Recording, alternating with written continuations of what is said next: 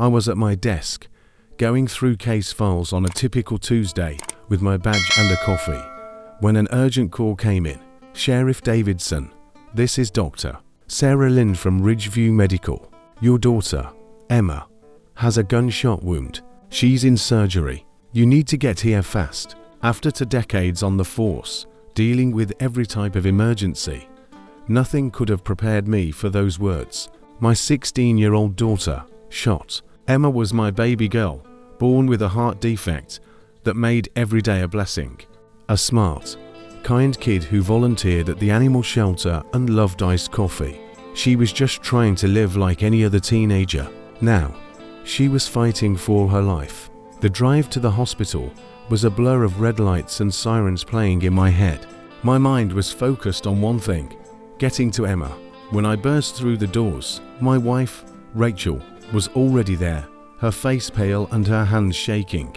She was just going to her cardiologist, Mike. She was being so careful, she whispered.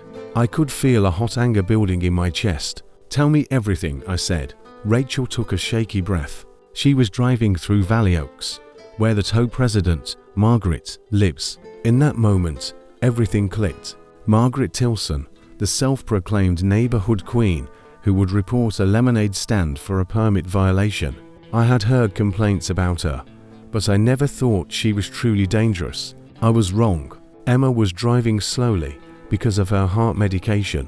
Margaret came out screaming, accusing her of speeding and impersonating a cop because of the car.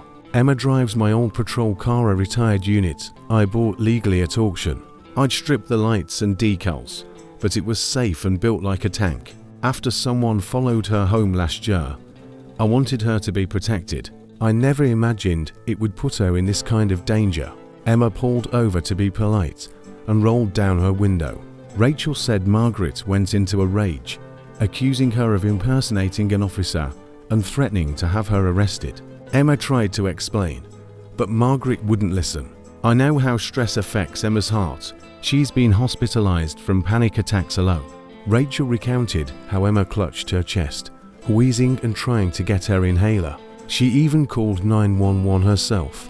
That's when Margaret, the woman who had built a life on petty complaints, grabbed Emma's phone and screamed into the call, claiming Emma was faking it to avoid arrest. I pictured my terrified daughter, unable to breathe, while this woman treated a medical emergency like a performance. Then, Rachel said the words that changed everything.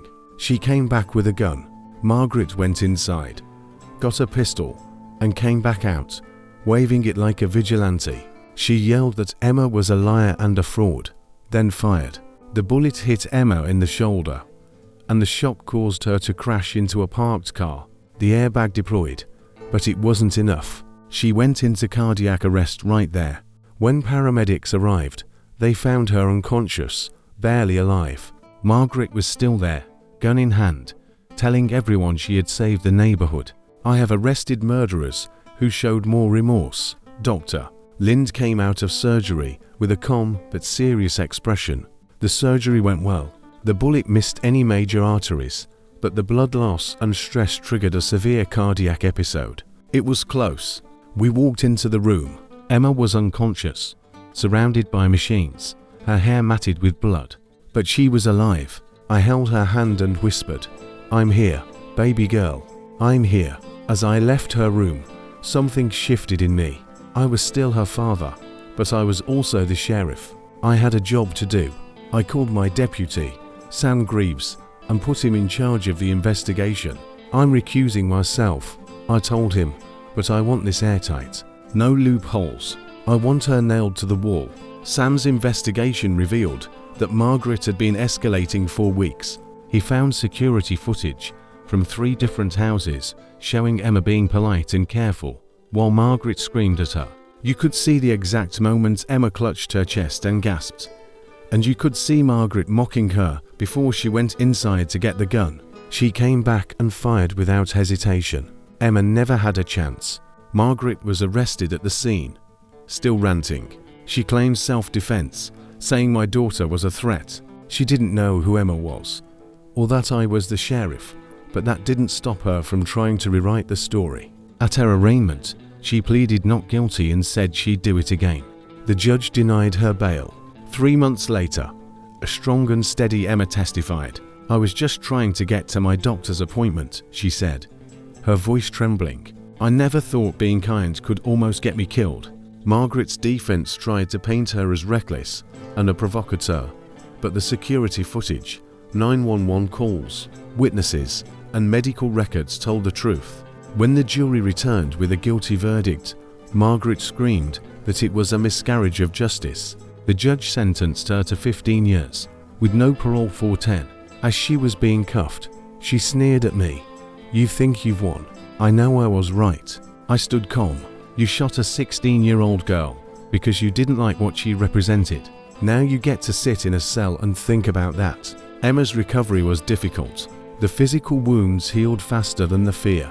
She had nightmares and couldn't ride in cars for a while, but she slowly found her strength. One day, she told me and wanted to do something with her experience. She started a program to teach schools and police how to recognize medical distress in teenagers. "They tried to silence me with a bullet," she said, "but I chose to speak louder." She went on to study medicine, specializing in pediatric cardiology and trauma. She's helped families and changed policies across multiple counties. Years later, she married a fellow doctor who understood her scars. They opened a clinic to help entire families heal. I still wear my badge and walk through scenes of violence, but every time I see Emma, now 30, thriving and glowing, I know Margaret lost. She tried to end Emma's story, but instead lit the spark that turned her into a healer.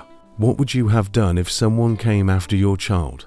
Would you want revenge or something more? Share your thoughts on justice, fear, and second chances. I'll be reading every comment.